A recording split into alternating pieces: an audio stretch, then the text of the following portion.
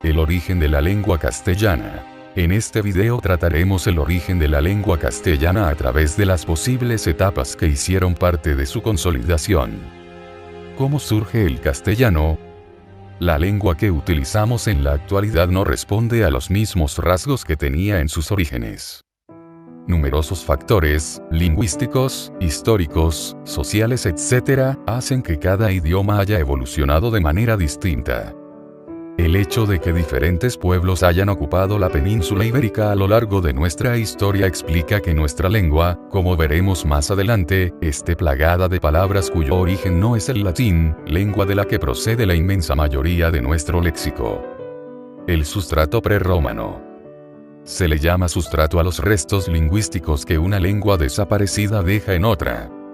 Antes de que los romanos llegaran a la península ibérica, en ella habitaban numerosos pueblos.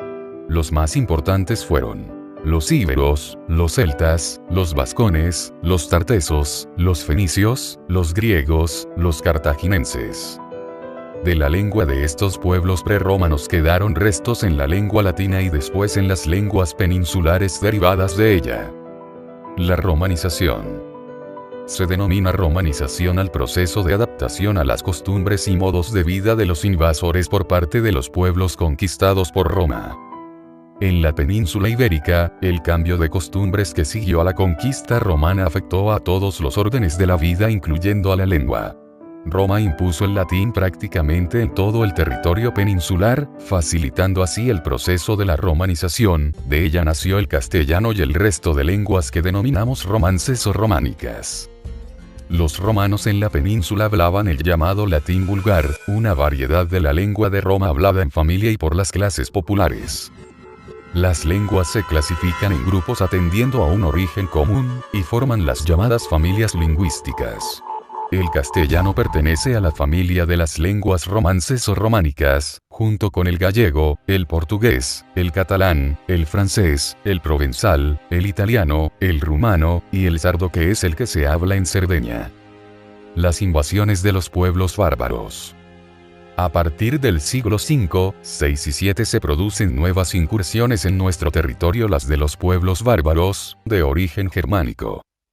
Las primeras invasiones fueron de suevos, vándalos y alanos.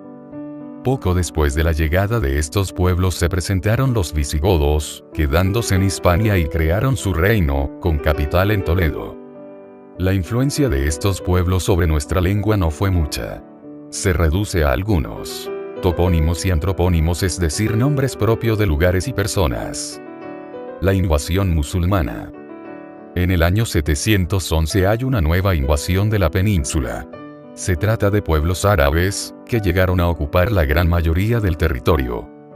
La influencia de los árabes es muy evidente incluso en nuestra lengua actual. La mayor influencia se dio en el léxico, como ejemplo les damos una serie de campos léxicos en que abundan los arabismos aceituna, alcoba, azotea, alfombra, almohada, alcalde, barrio, alcohol, Guadalajara, entre otros. El nacimiento de las lenguas romances peninsulares. Durante la Reconquista, la península quedó fragmentada en varios reinos. Y en ellos fueron surgiendo diferentes dialectos del primitivo latín, cada vez más distantes entre sí como lo eran el gallego, el asturiano, leonés, castellano, navarro-aragonés, catalán, mozárabe. El castellano, como lengua, comenzó a extenderse hacia el sur desde el norte peninsular en un proceso que iba a durar varios siglos. Formación de la lengua castellana del siglo X al siglo XV. Por su carácter innovador, el castellano fue la lengua que, entre todas las existentes en la península, más llegó a diferenciarse del latín. Gracias a Alfonso X, el Sabio, en el siglo XIII el castellano consigue su condición de lengua oficial de Castilla y León. Este monarca ordenó componer las leyes en romance castellano. Además, en 1492, se encuentra la publicación de la primera gramática en una lengua romancén, que fue obra del sevillano Helio Antonio de Nebrija. Formación de la lengua castellana del siglo XVI al siglo XVII. A partir del siglo XVI puede hablarse de español moderno. Los siglos XVI y XVII constituyen uno de los periodos de más brillantez para la literatura española, que es la época de oro de nuestras letras. Formación de la lengua castellana del siglo XVIII hasta nuestros días. En este periodo, el español se consolida definitivamente. El interés por nuestra lengua, que empieza con la labor de Alfonso X, culmina en el siglo XVIII con la creación de la Real Academia Española, fundada en el año 1713 bajo los auspicios de Felipe V.